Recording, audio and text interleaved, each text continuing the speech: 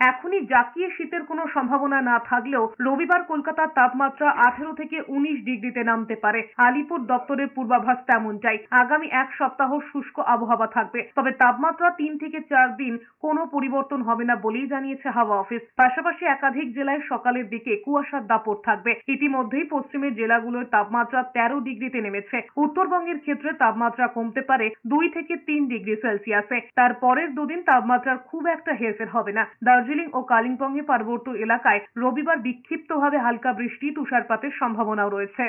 সমস্ত জেলাতেই আগামী কয়েকদিন, আগামী 3-4 দিন শুষ্ক আবহাওয়া থাকার সম্ভাবনা রয়েছে।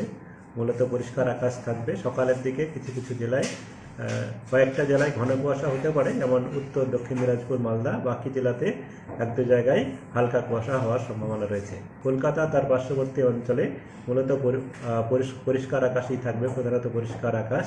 তাপমাত্রা বা সর্বনিম্ন তাপমাত্রা 18 ডিগ্রির কাছাকাছি থাকার সম্ভাবনা রয়েছে। 18 থেকে 19-এর মাঝামাঝি থাকবে।